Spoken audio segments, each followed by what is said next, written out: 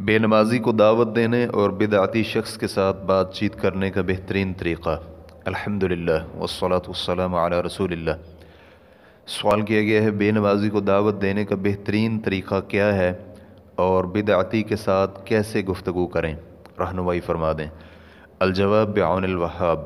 اول، جسے آپ دعوت دینا چاہتے ہیں سب سے پہلے اس کی نماز کی ادائیگی اور دیگر عبادات کا اہتمام پرکھیں۔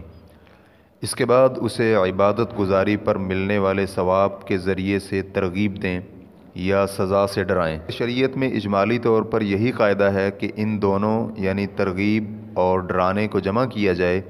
نیز اس بات کا بھی خصوصی خیال رکھیں کہ وہ شخص کس قدر آپ کی بات سننے کے لیے تیار ہے، وہ واعظ کرنے پر اثر قبول کرتا ہے یا نہیں۔ دوم، بے نمازی شخص کو نماز کی دعوت دینے کا بہترین طریقہ چند نکات پر مشتمل ہے، سماعت کیجیے۔ نمبر ایک، بے نمازی شخص کو یاد دہانی کروائیں کہ نماز فرض ہے اور شہادتین کے بعد اسلام کا سب سے بڑا رکن ہے۔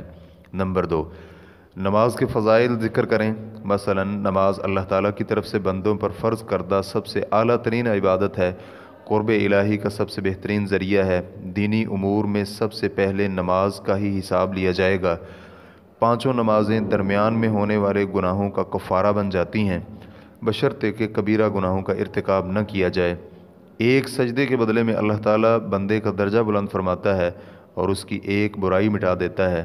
اسی طرح دیگر نماز کے ثابت شدہ فضائل ذکر کریں، کیونکہ فضائل ذکر کرنے سے انسان کا دل موم ہو جاتا ہے۔ انشاءاللہ مخاطب آپ کی ترغیب پر عمل بھی کرے گا۔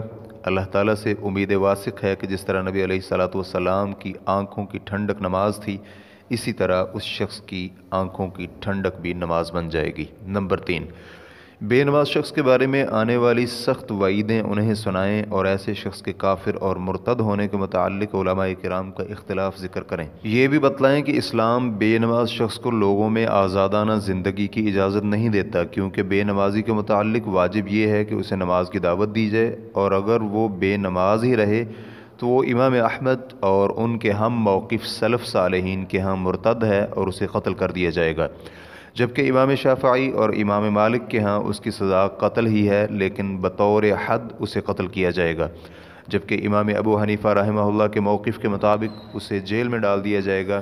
چنانچہ بے نمازی کی آزادانہ زندگی کا کوئی بھی اہل علم قائل نہیں ہے، لہذا بے نمازی کو کہا جائے گا کیا آپ یہ پسند کرتے ہیں کہ اہل علم آپ کے کفر، قتل اور قید کرنے کے متعلق مختلف آراء رکھیں؟ نمبر چار، بے نمازی کو اللہ تعالیٰ سے ملاقات، موت اور قبر یاد کروائیں۔ بے نمازی کے برے انجام اور عذاب قبر میں اس کے ساتھ جو کچھ ہونے والا ہے یہ بھی بتلائیں۔ نمبر پانچ، اسے بتلائیں کہ مقررہ وقت سے نماز کی تاخیر کرنا کبیرہ گناہ ہے۔ اللہ رب العزت فرماتے ہیں فَخَلَفَ مِن بَعْدِهِمْ خَلْفٌ أَضَاعُوا الصَّلَاةَ وَاتَّبَعُوا الشَّهَوَاتِ فَسَوْفَ يَلْقَوْنَ غَيًّا۔ ان کے بعد ناخلف لوگ آئے، انہوں نے نمازیں ضائع کر دیں اور شہوت پرستی میں لگ گئے، عن قریب وہ جہنم کی وادی میں گریں گے۔ سورہ مریم آیت نمبر 59۔ عبداللہ بن مسعود رضی اللہ عنہ اس آیت کی تفسیر میں فرماتے ہیں کہ غی سے مراد جہنم کی وادی ہے، جس کی گہرائی بہت زیادہ اور اس کا کھانا انتہائی خبیث ہے۔ اللہ رب العزت فرماتے ہیں فَوَيْلٌ لِّلْمُصَلِّينَ الَّذِينَ هُمْ عَن صَلَاتِهِمْ سَاهُونَ۔ ہلاکت ہے ان نمازیوں کے لیے جو اپنی نمازوں سے غافل ہیں۔ سورۃ الماعون آیت نمبر 4 اور 5۔ نمبر 6، اسے بتلائیں کہ اگر اس پر کفر کا حکم لگ جاتا ہے تو اس کے نتائج کیا نکلیں گے، مثلا اس کا نکاح ٹوٹ جائے گا، وہ اپنی بیوی کے ساتھ نہیں رہ سکتا، اپنی بیوی سے تعلقات نہیں بنا سکتا، اگر مر گیا تو اس کو غسل، کفن اور جنازہ بھی نصیب نہیں ہوگا۔ بے نمازی شخص کے کافر ہونے کے متعلق رسول اللہ صلی اللہ علیہ وسلم کا یہ فرمان ہے۔ آپ علیہ الصلاۃ والسلام فرماتے ہیں آدمی کے درمیان اور شرک و کفر کے درمیان نماز چھوڑنے کا فرق ہے۔ مسلم حدیث نمبر 82۔ اسی طرح آپ علیہ الصلاۃ والسلام کا فرمان ہے ہمارے اور ان کے درمیان نماز کا معاہدہ ہے، جو نماز چھوڑے گا تو اس نے کفر کیا۔ ترمذی حدیث نمبر 2621، نسائی حدیث نمبر 463، ابن ماجہ حدیث نمبر 1079۔ نمبر 7، اسے ایسی کتابیں اور کیسٹیں دیں جن میں نماز کا حکم، بے نمازی کی سزا اور نماز کی ادائیگی میں سستی کرنے والوں کو ملنے والی سزائیں بیان کی گئی ہوں۔ نمبر 8، نماز ترک کرنے پر اس کی سرزنش کریں اور قطع تعلقی کر لیں، جبکہ بدعتی شخص کے متعلق معاملہ قدر مختلف ہے۔ اس کے لیے یہ دیکھنا ہوگا کہ وہ کس قسم کی بدعات میں ملوث ہے۔